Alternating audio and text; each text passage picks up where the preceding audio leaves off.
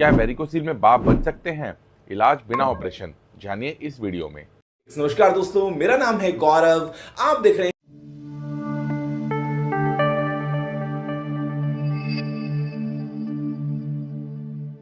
चलिए शुरू करते हैं। टेस्टिस में दर्द, भारीपन और डॉक्टर ने कह दिया वेरिकोसील है। सबसे बड़ा सवाल जो हर मरीज पूछता है, डॉक्टर साहब क्या मैं बाप बन सकता हूँ? नमस्कार, मैं हूँ डॉक्टर गौरव, एक इंटरवेंशन रेडियोलॉजिस्ट, और आज मैं दूंगा आपके उस सवाल का पूरा, सीधा और भरोसेमंद जवाब। वीडियो को पूरा जरूर देखिए, क्योंकि मैं बताऊंगा एक ऐसा इलाज जो होता है बिना चीरा, बिना टाका और बिना ऑपरेशन के। सबसे पहले ये जानते हैं कि वेरिकोसील क्या होता है। वेरिकोसील मतलब अंडकोश की नसों का फूल जाना, बिल्कुल वेरिकोस वेन्स की तरह जो पैरों में होती है। ये अक्सर बाई तरफ होता है और वक्त के साथ दर्द, भारीपन और इनफर्टिलिटी तक ले जाता है। जब इन नसों में खून उल्टा बहता है तो वहाँ का तापमान बढ़ जाता है, टॉक्सिन्स इकट्ठा होते हैं जिससे स्पर्म बनना कम हो जाते हैं। और सबसे ज़रूरी सवाल कि क्या इससे बाप बनने में दिक्कत आती है?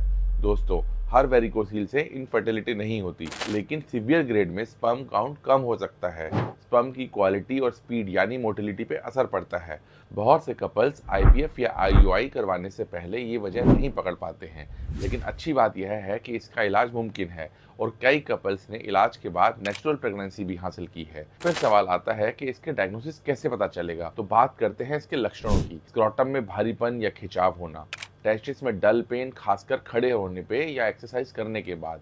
कुछ मरीजों में अंडकोश भी सिकुड़ जाता है। इसकी जांच होती है दो तरीकों से। पहला, फिजिकल एग्जामिनेशन। दूसरा, स्क्रोटल का डॉपलर अल्ट्रासाउंड, जिससे नसों की ग्रेडिंग का पता चलता है। अब जानते हैं कि इसके इलाज के विकल्प क्या हैं। सबसे पहला, दवा जैसे डेफ्लॉन, एंटीऑक्सीडेंट, जो बस टेम्परेरी आराम देते हैं। दूसरा, lifestyle modification, avoid heavy weight lifting, scrotal support पहनना, कीगल्स एक्सरसाइज करना, ज़्यादा तला भुना और जंक फूड अवॉइड करना। थर्ड, सर्जरी, जिसे माइक्रो सर्जिकल वेरिकोसिलेक्टमी कहते हैं, जिसमें चीरा टाका और लंबा रिकवरी टाइम लगता है। और सबसे फाइनली, आधुनिक इंटरवेंशन रेडियोलॉजी से इलाज, जिसे वेरिकोसील एम्बोलाइजेशन कहा जाता है।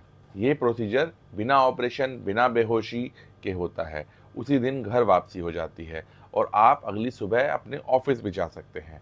जैसे एक प्लम्बर पाइप के लीकेज को बंद करता है, वैसे ही हम गलत दिशा में बहते हुए खून की नस को बंद कर देते हैं।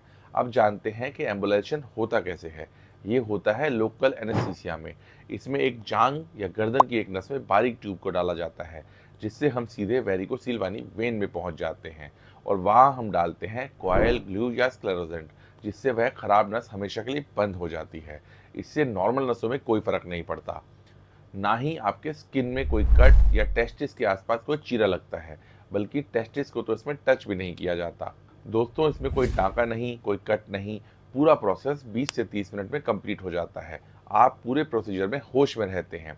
उसी दिन आप घर जा सकते हैं अपने पैरों पे चल के, और अगले दिन से ऑफिस में काम पे भी जा सकते हैं। अब सबसे ज़रूरी बात कि इसके सक्सेस रेट और आउटकम कैसे हैं। इस टेक्निक की सक्सेस रेट 90 से 95% तक है। स्पर्म काउंट 3 से 6 महीने में इंप्रूव हो जाता है। बहुत से मरीजों ने नेचुरल तरीके से कंसीव भी किया है। मेरे एक मरीज जो 28 साल के थे, स्पर्म मोटिलिटी बहुत कम थी। एम्बोलाइजेशन के 5 महीने बाद उन्होंने हमें बताया कि उनकी वाइफ प्रेग्नेंट है।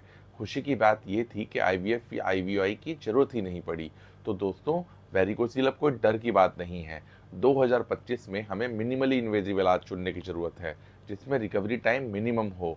समय रहते बीमारी को पहचानने, सही इलाज कराने और मिनिमली इलाज चुनना जरूरी है। मैं डॉक्टर गौरव, मेदांता अस्पताल लखनऊ में इंटरवेंशन रेडियोलॉजिस्ट हूँ। अगर आपको कोई लक्षण है या आप इनफर्टिलिटी से जूझ रहे हैं, तो आप हमारे व्हाट्सएप हेल्पलाइन नंबर पर संपर्क कर सकते हैं, जिसमें आप हमसे निःशुल्क परामर्श ले सकते हैं। और अगर कोई डाउट रह जाता है तो आप हमारे कमेंट सेक्शन में क्वेश्चंस पूछ सकते हैं। हमारे चैनल को सब्सक्राइब करें ताकि आप आगे भी मेडिकली प्रूवन जानकारी पा सकें। और सबसे लास्ट में, वेरिकोसील कोई फुल स्टॉप नहीं है, बस एक छोटा सा कोमा है। बाप बनने की जर्नी फिर से शुरू हो सकती है। बस आपको ज़रूरत है सही दिशा में पहला कदम उठाने की। धन्यवाद।